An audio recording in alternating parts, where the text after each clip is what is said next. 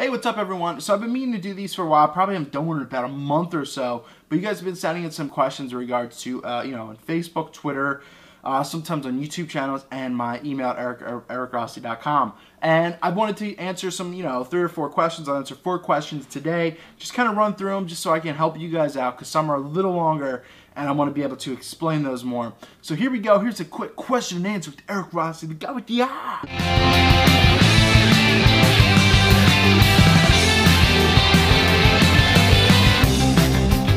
Apologize if I fumble a little bit or anything. I'm just not feeling the greatest right now. But so as I said, I want to answer your guys' questions. So thank you for sending them in. And I want to do maybe once of these a month, or several times a month, all depending on what you guys are demanding, and if you guys are sending a lot of questions. So you can always email me at eric@ericrossi.com, Twitter, Facebook, and all that kind of stuff. One of the first questions I have is a wedding question, and that is from Amelia, and that is, what gear should I have for my wedding business, at least minimal when I'm just starting out? Well, the one a lot of people are not telling you, and it's not necessarily gear, but it involves your gear, is your liability, your personal liability insurance. One, you should have insurance to cover your gear anyway, but liability insurance is when you're going into these expensive, even these clients' homes or reception halls, and something breaks or something goes wrong, you are covered up to a certain point. Say you pay $500 a year, you're covered up to $1 million of, damages or liability and all that kind of stuff. So you need personal liability insurance as well. So that's one huge thing that you should have in just starting your business. Now, the gear I'm going to tell you, it's not you just starting out or you doing your first wedding or your second shooting. This is you investing in more gear, so that investing in gear, and you're just being your first shooter, you're starting your business that way. And I'm going to recommend a couple things. So I essentially think you should have, at the minimal, 2 camera bodies. One, if something goes wrong, you have a backup, and they should be on the equivalent level for the most part. So that way, if you go full frame, get 2 full frame bodies. So that way, they're almost, they're very, very similar in looks and how they handle the lower light. So that's also one big thing. But I'm going to bring up the other point in a second. But that is also so that you can have 2 camera bodies, and you can have 2 different lenses on them. So in regards to lenses, what's a good range you should have? Well, I like between the 24mm and the 200mm mark. I use my 24-70 2.8, and that covers group shots and mostly reception, throughout the day. But the 70-200s are great for really getting amazing bokeh, to compress the background, to getting your isolation shots and candids, at the altar and with people in the audience at the actual wedding itself, when you have a little bit more of a chance to pick off that kind of stuff, because you get similar stuff just doing the wide group, all that type of stuff. So that's in regards to lenses. I also think you should have a macro or micro lens, all depending on whatever side you're on. So that way the ring shots come out crisp and clear, and you can get a really good lens for under $500 or $600. Even the $300, $400 range can really, really help it be beneficial. So, let's see, and especially a speed light or 2, so flash, because you're going to need to. I wouldn't always recommend just bumping up your ISO to the maximum. You're going to need to bring out some really good color, contrast, all that kind of stuff in low light, and speed lights are definitely essential. So grab 1 or 2 of those, and I feel that you should have a ton of batteries for your flashes and for your camera batteries. Now, this is kind of a back-end thing, so when you're done shooting the wedding or while you're doing the wedding, like in between the gaps, bring your laptop, have a card reader, and dump onto hard drives. So I recommend having hard drives as well, the footage or the photos. So that way you are covered in case something goes wrong with your CF or SD cards. So I think that's the minimum in regards to what you should at least essentially have. Number 2 are, what are filter brands that I recommend? Now, this is a tough question, Pete, because a lot of people are like, oh, I don't use filters and all that kind of stuff.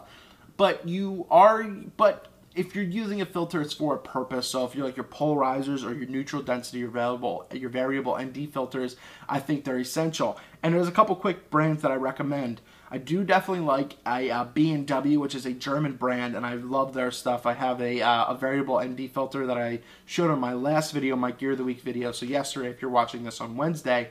So if not, check that out and how they work.